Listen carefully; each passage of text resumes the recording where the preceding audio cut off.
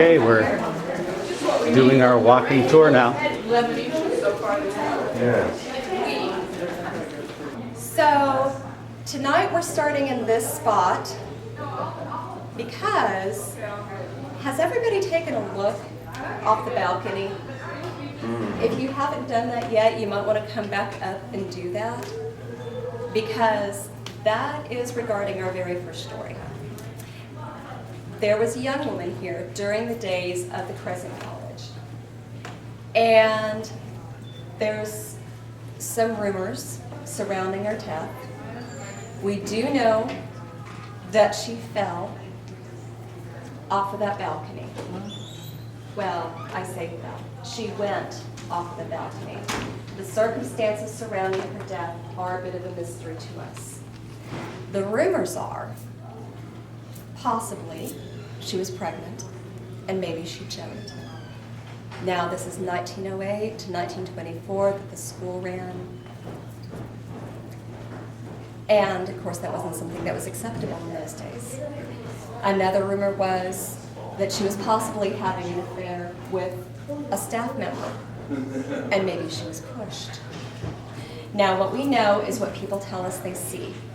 And they said they have seen a young woman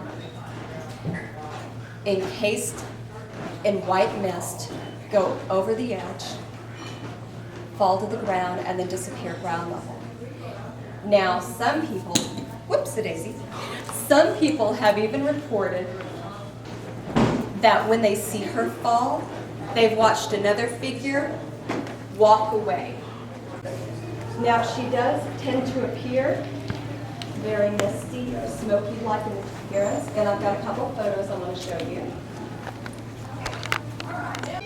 What they're really good for is hooking up on electricity, which there's an electrical panel back here. But sometimes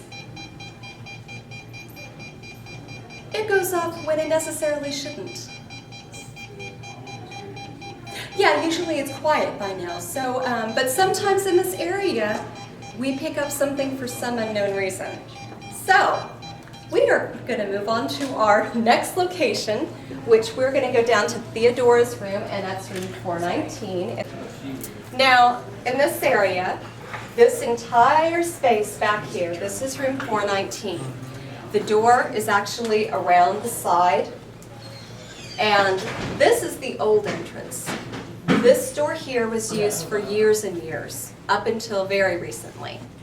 Now, Theodora was a very petite lady.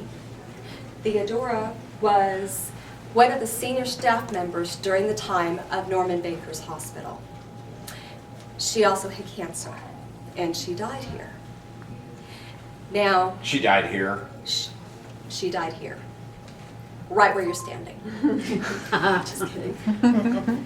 Now, one evening, a housekeeper was coming through, right about where he's standing. And as she's coming through, she notices a small woman going through her purse right at this doorway. Now, she stopped and asked the woman if she could help her, and the lady said, "No, I'm just looking for my keys." And so as the housekeeper turned to start away, she takes one more glance behind her to make sure the woman's going to make it in her door okay, and the woman was no longer there. No. She was within feet of her, and she believed this woman was a living, breathing person, and she spoke to her. People have reported this about Theodora. Now, people that stay in this room, now, they might wait to find that the money that they put out on the table at night or the jewelry that they take off on the dresser is all neatly arranged in the morning.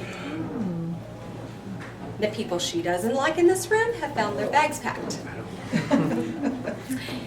When Grant and Jason stayed here and filmed here,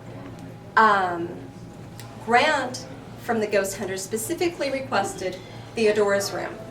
Now, while they were setting up downstairs, he had sent one of his lab techs to come retrieve his laptop case. So the lab tech comes up to the room, goes to open the door, but he finds he has to kind of push and shove his way in the door. Well, he looks down as he's getting in, and there's the laptop case in front of the door.